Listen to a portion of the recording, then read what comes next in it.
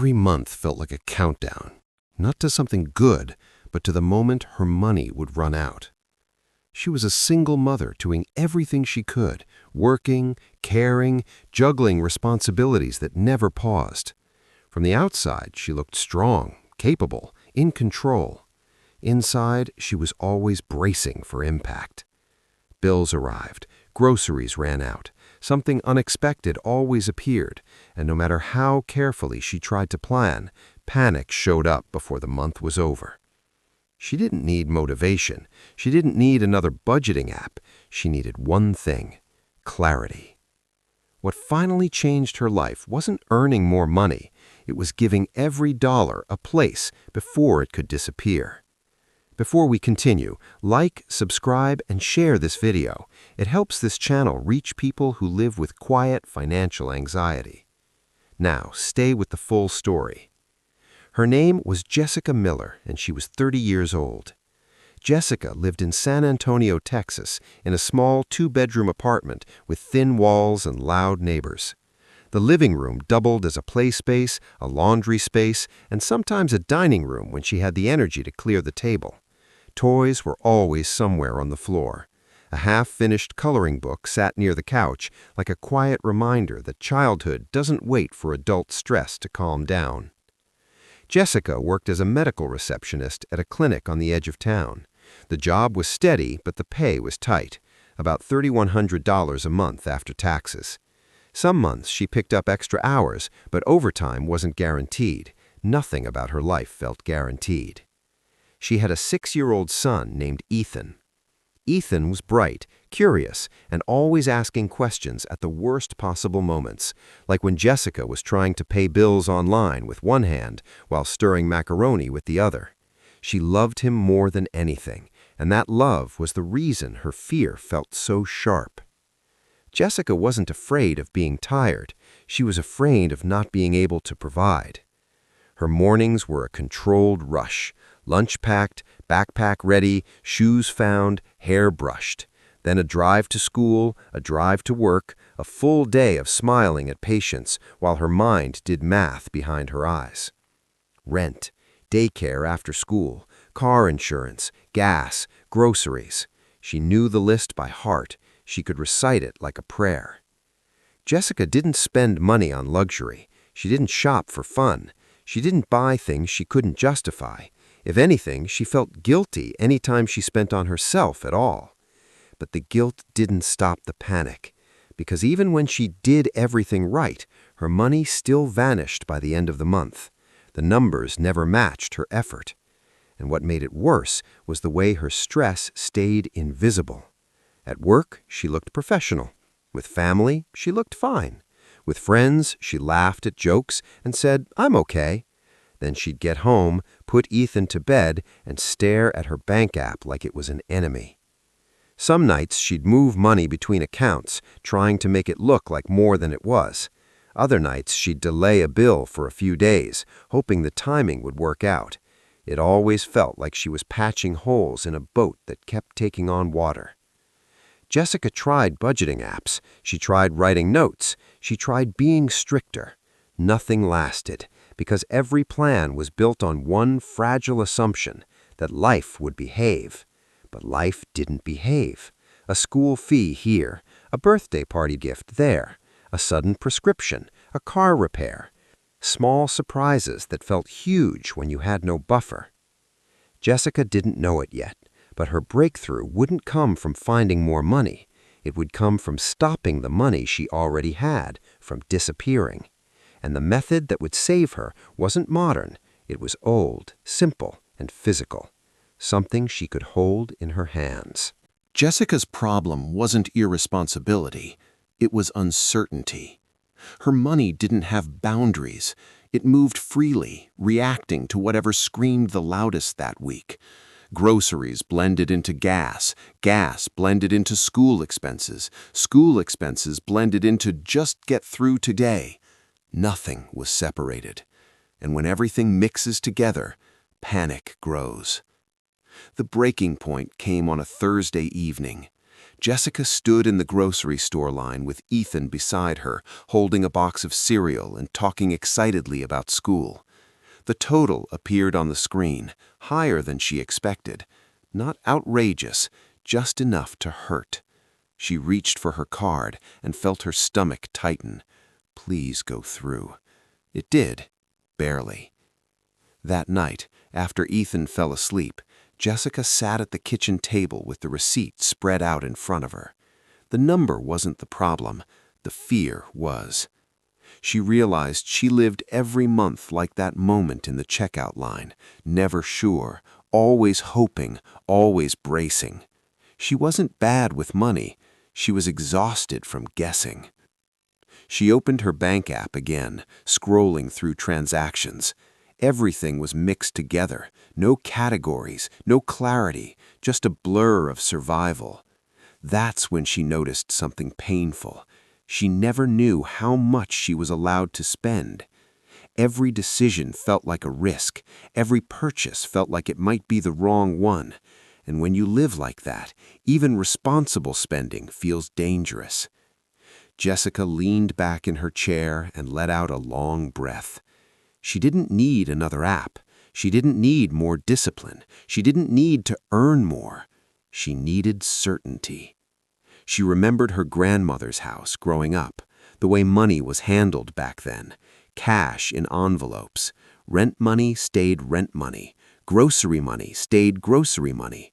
There was no confusion. That memory stuck. The next morning, Jessica withdrew cash. Not all of it, just enough to try something different. At home, she laid envelopes across the table and wrote on them with a pen. Rent, groceries, gas, school, personal. Her hands shook a little as she filled them. It felt old-fashioned, almost childish, but when she finished, something unexpected happened. For the first time in years, she knew exactly where she stood. Not hope, not optimism, clarity. Jessica didn't realize it yet, but she had just removed the biggest source of her panic. Not by changing her income, but by giving her money borders. Jessica's rule became simple. If money has no home, it disappears. So she gave every dollar an address. She didn't try to budget perfectly. She didn't build a complicated system. She built something she could feel, something physical enough to stop the panic from becoming abstract.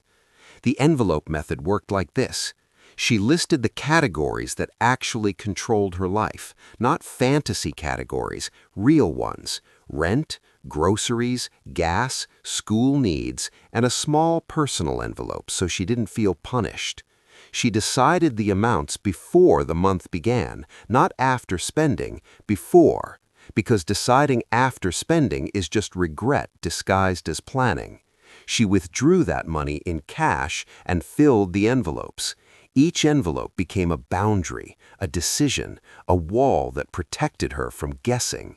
When an envelope was empty, that category was done. No borrowing, no pretending, no denial. If groceries ran low, she got creative. If personal ran out, she waited, not as punishment, as clarity. The first week was uncomfortable. Jessica reached for her card out of habit and had to stop herself. She felt the urge to just buy it and deal with the consequences later. But the envelopes removed the fog. She could see the truth without shame. When Ethan asked for something small at the store, she didn't have to panic internally. She checked the envelope. If there was money, she could say yes without fear. If there wasn't, she could say no with a calm voice and mean it. The envelope method didn't just organize money, it organized decisions. For gas, she learned exactly how far her weekly routine actually cost. For groceries, she stopped buying random extras that didn't feed anyone. For school, she wasn't blindsided by small fees that used to hit like surprises. And for the first time, Jessica created a tiny envelope labeled emergency. At first, it was almost insulting, $20 here, $30 there, but she reminded herself, a wall is built one brick at a time. She also used a simple debt control step without making it complicated. She chose one small debt, her smallest balance, and decided that any leftover money in any envelope at the end of the week would go there. Not a huge amount, just consistent extra, a simple snowball effect. What mattered wasn't the speed, it was the control. Jessica didn't feel rich, but she felt something more valuable, safe. Because when money is separated, it stops being a mystery, and when it stops being a mystery, it stops being terrifying. The envelope method didn't change her life by giving her more. It changed her life by making what she already had finally behave. The first real change wasn't financial. It was emotional. Jessica noticed it on a Monday morning when she stopped at a gas station. Normally, she would glance at the pump like it was a threat, watching the dollars climb and hoping her account could handle it.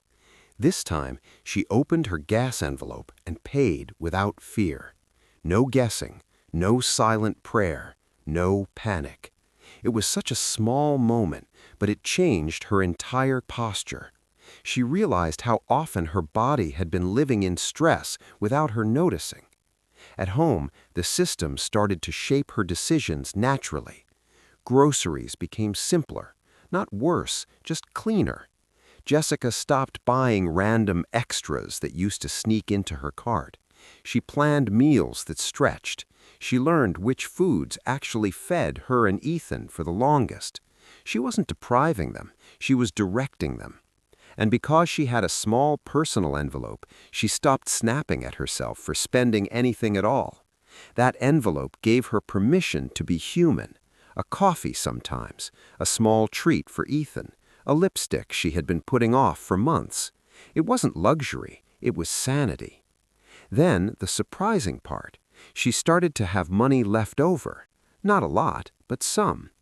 At the end of the second week, she realized her grocery envelope still had cash inside. That had never happened. Usually her money disappeared into the month like water into dry ground.